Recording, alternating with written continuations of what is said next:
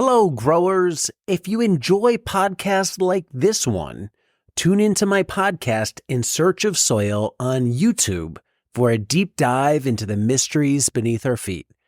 Join me as I explore topics such as mycorrhizal fungi, mushrooms, compost, biochar, and more.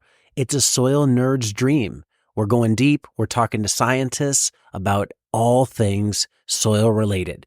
Whether you're a seasoned farmer or a gardener just starting out, our podcast has something for everyone. Listen in and grow with us. Check out In Search of Soil on YouTube. And that's like the execution side of things, right? You have two sides, the growing and the business. Do you think those are split 50-50? Do you think is it more skewed towards the business? Because it's interesting because you said you want to talk about money. I've done all sorts of surveys through our email list. What do people want to hear more about? You talked about at conferences. And from every survey I've done, they want to talk about the stuff you hear at conferences. They want to talk about no-till and compost and that type of stuff. And nobody wants to talk about business. You've been pretty successful doing this. How much of the job is the soil, the growing, and how much of the job is the business? I don't think they're separatable, but yeah, I don't know, maybe 50-50. Like it's a lot. Like if I don't know how to communicate with my employees effectively, if we don't have systems for keeping records, if we don't have an interface with our customers that builds trust and is easy enough for them to navigate, then we can grow beautiful vegetables and struggle to sell them.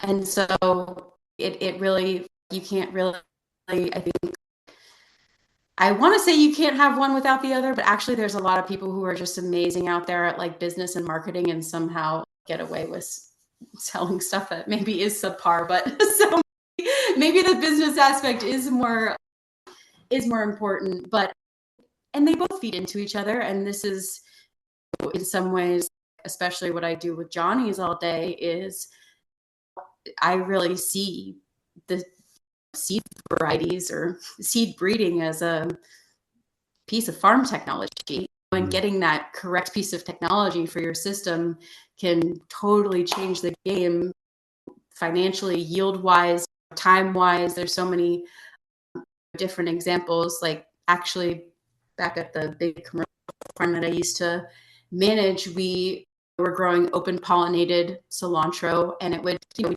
get 2 or 3 cuts off of it and then it would bolt.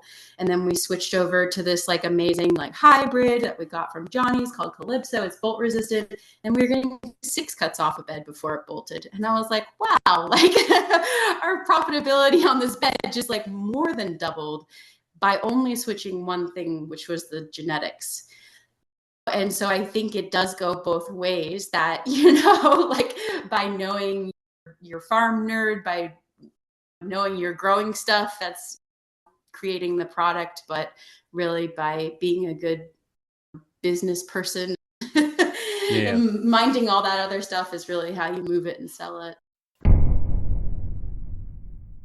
Hello, growers. Protect your crops from harmful insects with Modern Growers Insectanet.